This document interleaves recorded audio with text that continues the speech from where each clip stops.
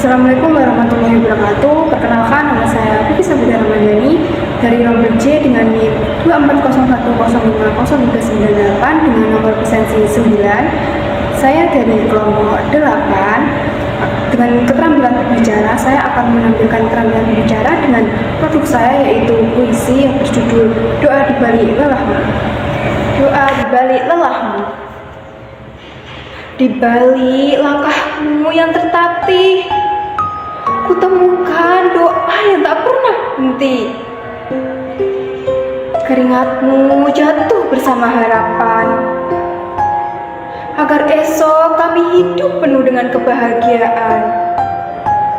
Ayah, setiap pagi kau berangkat dengan senyuman, lalu pulang dengan tetesan keringat dan kelelahan.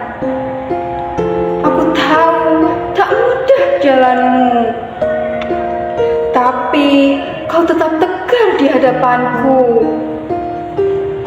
Ibu, setiap pagi tanganmu tak pernah berhenti bekerja, menuntunku dengan sabar dan cinta. Meski lelah, tak pernah ku dengar keluhanmu. Doa mengalir tanpa jeda dari hatimu. Ayah, ibu, lelahmu adalah bahasa cinta yang tak terucap, namun begitu berasa. Di balik diam dan senyummu, ada doa yang menuntun setiap langkahku. Terima kasih ayah dan ibu. Doamu menjadi pelindung dalam setiap waktuku. Semoga Tuhan selalu menjagamu dan menjadikan lelahmu pahala selamanya. Setelah melihat dari penampilan produk saya, yaitu puisi berjudul Doa di Balik Lelahmu, di sini saya akan menjelaskan sedikit tentang hal-hal yang ada dalam puisi saya. Yang pertama yaitu bahwa karya produk dari yang saya paparkan tersebut merupakan karya dari keterampilan berbicara, yang dimana menurut Tarigan tahun 1985 menyatakan bahwa keterampilan berbicara merupakan kemampuan mengucap bunyi-bunyi, artikulasi atau kata-kata untuk mengekspresikan, menyatakan atau menyampaikan pikiran, gagasan melalui bahasa yang lisan. Nah, dalam penerapan keterampilan berbicara sendiri tidak langsung ke keterampilan berbicara, tapi melewati dari keterampilan yang ada. Yang pertama yaitu keterampilan menyimak, lalu ada menulis, lalu berbicara atau membaca. Nah, misalnya seorang guru akan memberikan tugas pada siswa untuk menciptakan puisi.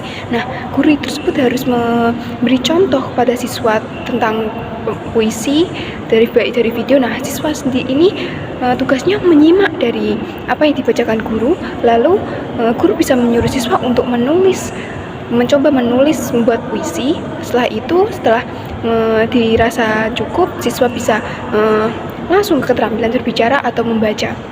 Nah, dalam keterampilan berbicara ini ada faktor-faktor yang mempengaruhi, tidak seperti keterampilan yang lain. Misalnya keterampilan menulis yang hanya dipengaruhi oleh tulisan dari ciptaan kita sendiri, tidak dipengaruhi oleh nada, artikulasi, mimik wajah, atau yang lainnya. Nah, dalam keterampilan berbicara ini harus dipengaruhi faktor kayak nada, mimik wajah, lalu artikulasi, diksi, dan lain sebagainya. Nah, dalam penulisan puisi ini, penulis ingin memberikan pesan dan rasa terima kasih kepada kedua orang tua atas semua pengorbanannya. Nah, puisi ini berisi tentang pengorbanan dan kasih sayang orang tua yang selalu mendoakan anaknya di balik lelah dari kehidupannya sehari-hari. Kedua orang tua digambarkan sebagai kekuatan dan cahaya yang selalu menemani perjalanan hidup anak. Nah, interpretasi dari puisi ini yaitu ajakan untuk menyadari nilai perjuangan orang tua serta menemukan rasa syukur, berbakti, dan cinta terhadap mereka. Nah, dalam konteks keterampilan berbicara ini, pembacaan puisi ini menuntut ekspresi suara, intonasi, dan perasaan yang mendalam agar makna cinta dan lelah dapat tersampaikan secara emosional kepada pendengar. Pesan yang dapat dipetik yaitu pentingnya menghargai dan mendoakan kembali orang tua yang orang tua yang penuh kasih sayang. Nah, penggambaran wujud makna dari puisi ini dapat dilihat pada bagian pertama, yaitu menggambarkan sosok ayah yang bekerja keras dan tetap tersenyum di tengah kesulitan. Lalu bagian kedua yaitu menyampaikan sosok ibu sebagai figur penyayang dan sabar selalu mendoakan anak-anaknya tanpa mengeluh. Nah, pada bagian akhir penulis menyatakan keduanya dengan kalimat lelahmu adalah bahasa cinta, yang sebuah metafora yang menegaskan bahwa cinta sejati tidak selalu diucapkan melainkan diwujudkan melalui tindakan dan pengorbanan. Nah, selanjutnya itu saya akan menjelaskan struktur karya dari puisi yang saya buat. Nah, pada karya ini penulis menggunakan teori strukturalisme dalam menganalisis struktur puisi. Nah, strukturalisme sendiri mempunyai arti pendekatan dalam studi sastra yang berfokus pada hubungan unsur-unsur intrinsik karya sastra dan bagaimana hubungan tersebut membentuk sebuah makna menyeluruh. Ini menurut Theo tahun 2015.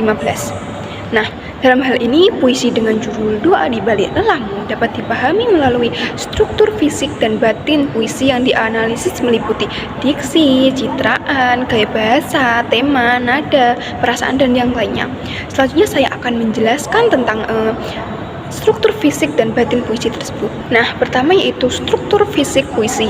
Yang pertama itu ada diksi, rima dan irama, tipografi, citraan atau imajinasi, dan majas atau gaya bahasa. Nah, diksi sendiri diartikan sebagai pemilihan kata yang tepat dan penuh makna. Contohnya pada puisi ini yaitu kata lelah, doa, harapan, cinta menumbuhkan kesan haru dan menyenangkan serta menonjolkan suasana ketulusan. Selanjutnya yaitu rima dan irama. Nah, rima dan irama sendiri pengulangan bunyi dan keselarasan ritme antar baris menciptakan keindahan. Nah, dalam puisi ini terdapat pengulangan bunyi di akhir baris yang disebut rima. Misalnya pada bunyi mu dan an yang memberikan keindahan bunyi. Selanjutnya yaitu ada tipografi, yaitu bentuk baris dan bait yang tersusun untuk memperkuat pesan. Selanjutnya yaitu ada citraan atau imajinasi, yaitu berupa gambaran indera yang menimbulkan kesan visual dan emosional. Misalnya pada kalimat keringatmu jatuh bersama harapan. Nah, selanjutnya itu ada majas atau gaya bahasa.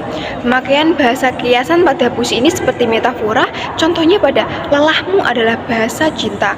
Lalu ada personifikasi yang contohnya itu doa mengalir tanpa jeda. Nah, selanjutnya itu ada struktur batin puisi yang terdiri dari tema, perasaan, nada dan suasana, dan amanat. Nah, dalam puisi ini penulis mengangkat tema tentang kasih sayang dan pengorbanan orang tua yang diwujudkan melalui kerja keras dan doa. Nah, perasaan yang timbul dari pembacaan puisi ini yaitu bisa rasa haru, syukur, dan penghargaan pada ayah dan ibu. Nah, selanjutnya nada dan suasana yang tercipta yaitu nada penuh hormat dan lembut serta suasana yang mengharukan. Nah, dari puisi yang penulis buat dengan judul Doa di Balik Lelahmu terdapat amanat yang terkandung di dalamnya, yaitu mengajak pembaca untuk menghargai perjuangan dan doa orang tua yang tulus. Karena setiap lelah orang tua adalah bentuk cinta yang tulus. Anak hendaknya berbakti, menghargai, dan mendoakan kedua orang tua selalu.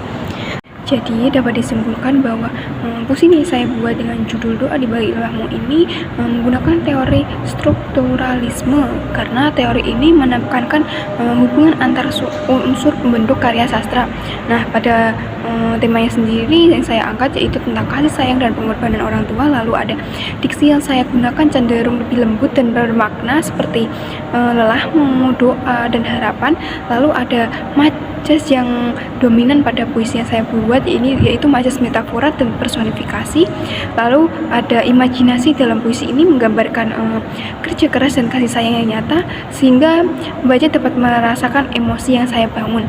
Nah, melalui keterpaduan unsur-unsur tersebut, makna puisi akan terbentuk secara utuh menggambarkan bahwa cinta orang tua adalah doa yang tak pernah henti. Cukup sekian dari saya, kurang lebihnya mohon maaf. Wassalamualaikum warahmatullahi wabarakatuh.